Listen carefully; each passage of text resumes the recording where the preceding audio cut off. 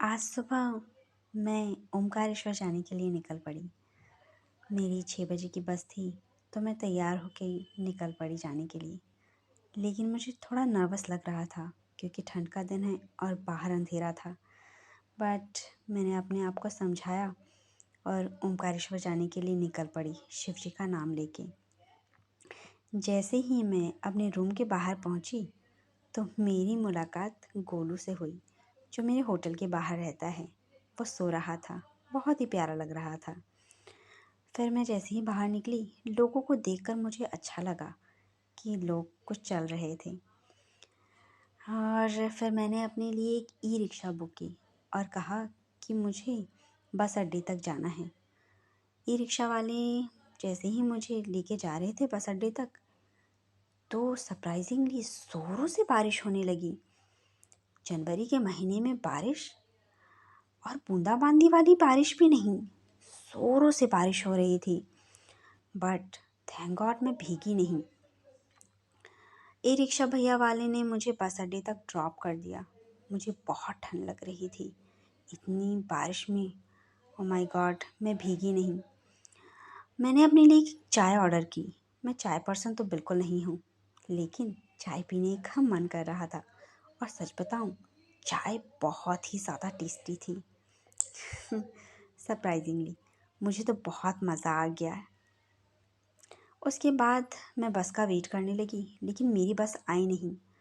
फिर मैं वहाँ की एक लोकल बस को लेकर इंदौर चली गई। एक्चुअली वो बस मुझे ओमकारेश्वर ले जाने वाली थी, लेकिन उन्होंने मुझे इंदौर में लाके ही छोड़ दिया। रास्ते में जब मैं जा रही थी, तो बारिश हो रही थी। खेत खलियान बहुत ही सुंदर लग रहे थे। बारिश की बूंदें बहुत ही अच्छी लग रही थी। वातावरण तो बहुत ही अच्छा था। बहुत ही सुंदर नज़ारे को देखते हुए मैं आगे बढ़ी। सूरज की किरणें, अच्छा लग रहा था बहुत। फिर मैं इंदौर पहुंची, तो उस बस वाले भैया ने मुझे कहा कि तुम्हें अभी दूसरे बस में जाना है, ये तुम्हें ओमकारेश्वर ले जाएगी। बहुत देर रुकाने के बाद बस चल ही नहीं रही थी, चल ही नहीं रही थी। और मुझे बहुत रोना आ रहा था, पर मैं कुछ कह भी नहीं सकती थी ना, क्योंकि मैं अकेली पैसेंजर थी। मेरे लिए वो थोड़ी ना बस चलाएंगे। अगर मैं वीआईपी होती तो ज़रूर। ऐसा लग रहा था कि मैं बस को धक्का मारूं और खुद ही ओमकारेश्वर पहुंच जाऊं, लेकिन नहीं जा सकती। फिर पता नहीं क्या हुआ, बस वाले भैया ने बस चलाई। कुछ पैसेंजर आ गए तो हम जाने लगे। ये लोग भी मेरे साथ ओमकारेश्वर ही जा रहे थे, पर बस हर जगह रुक रही थी।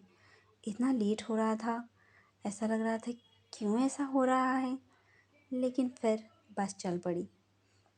मौसम बहुत ही अच्छा था। बाहर का नज़ारा तो कमाल का था। धूप उग चुकी थी, रास्ते में हरे भरे पेड़, खेत को देखकर बहुत अच्छा लग रहा था।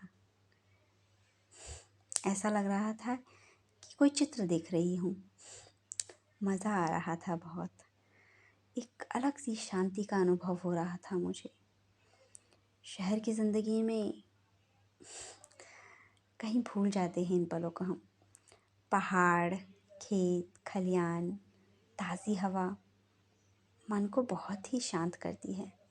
मुझे तो बहुत ही आनंद आ रहा था।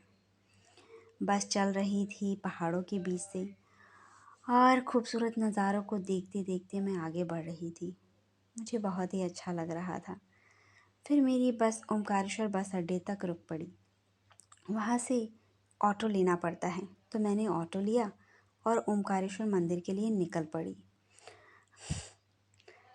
और जैसे ही मैं मंदिर पर पहुँची, तो वहाँ से मैंने अपने लिए फूल, पुष्प और नारियल पूजा की सामग्री ले ली और मंदिर की ओर चल पड़ी। मैंने वहाँ कई सारी चीज़ों को भी देखा। मंदिर जाने के लिए नाव का इस्तेमाल करना पड़ता है, क्योंकि मंदिर जो है ओमकारेश्वर उस पार है। तो मैं मंदिर की ओर जा रही थी और नाव पे बैठ गई। फिर नाव मुझे उस पार ले जाने वाली थी। बीच में मैंने कुछ वीडियोस भी क्लिक किए। बहुत ही सुंदर नज़ारा था। आपको बता दूँ कि ये जो ओमकारेश्वर मंदिर है वो ओ आकार का है। ये 12 ज्योतिर्लिंगों में से एक है और यहाँ पे खेती नहीं होती है क्योंकि ये पहाड़ों से घिरा हुआ है। ये मांधाता पर्वत पर निर्मित है और ये नर्मदा नदी और कावेरी नदी का संगम भी कहा जाता है इसे।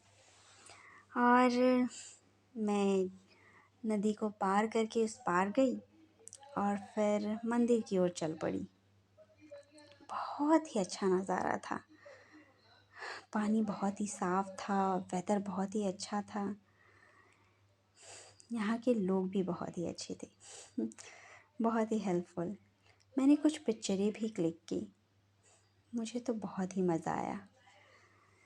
फिर धीरे धीरे मैं नाव से उस पार जाने लगी पूजा करने के लिए। मैं बहुत ही खुश थी और सरप्राइजिंगली मैंने आज खाना भी नहीं खाया था। एक्चुअली मैंने कल भी नहीं खाया था, लेकिन पता नहीं कौन सी ऊर्जा है कि एक चाय पीने के बाद भी मुझ में बहुत ही ज़्यादा ऊर्जा थी। नाव से मैं उस पार की ओर चल रही थी। इतना खूबसूरत दृश्य, ऐसा लगता है कि हर दृश्य को मैं अपनी आँखों में समा लूँ। बहुत ही सुकून। नाव जब किनारे पर लगी तो मैं मंदिर की ओर चल पड़ी। लाइन इतनी ज़्यादा थी कि देखकर मुझे तो डर ही लग गया। ऐसा लग रहा था क्या मैं कभी मंदिर तक पहुंच पाऊंगी, क्योंकि ओमकारेश्वर मंदिर चोटी पे निर्मित है और इतनी लंबी लाइन। Oh my God. पर मैंने अपने आप को हिम्मत दिलाई कि नहीं पूर्णिमा, तुम कर सकती हो, और लाइन में लग गई। पूरे 3 घंटे लगे पता है मुझे। लेकिन जब मैं छोटे छोटे बच्चों, बूढ़ों और लोगों को देखती तो मेरा उत्साह बढ़ जाता। ऐसा लगता कि इनमें कितनी हिम्मत है। मैंने वहाँ कई लोगों को देखा। यहाँ पे कहते हैं कि महाराष्ट्र, गुजरात और देश के सभी प्रांतों से लोग आते हैं, देश विदेशों से भी। मैं धीरे धीरे ऊपर की ओर बढ़ने लगी। जब मंदिर में पहुँची तो मंदिर की कुछ पिक्चरें ली। अंदर की वास्तुकला तो बहुत ही कमाल की है। मैंने पूजा की और बाहर नदी के तट पे आके भी पूजा की और ये बस अड्डे पे आके मैंने कुछ चित्र लिए। मेरी पूजा बहुत ही अच्छे से हुई, पर शाम तक मुझे बहुत भूख लग गई थी, तो मैंने अपने लिए गोभी आलू की सब्ज़ी और आलू के पराठे मंगाए और खाने लगी। और सच बताऊँ, ये बहुत ही टेस्टी था। मुझे तो बहुत ही अच्छा लगा। फिर खाना खाने के बाद मैं बस में बैठ गई और मेरी ओमकारेश्वर की यात्रा संपन्न हुई। बस से मैं अपनी होटल की ओर चल पड़ी और ये सुनहरी यादों को अपने दिल में लिए हुए आगे बढ़ती रही। जैसे ही मैं वापस आई, मुझे गोलू मिला। मैंने उसे रबड़ी की ट्रीट दी। उसे रबड़ी बहुत पसंद है, बहुत ही प्यारा है। मुझे तो बहुत पसंद है।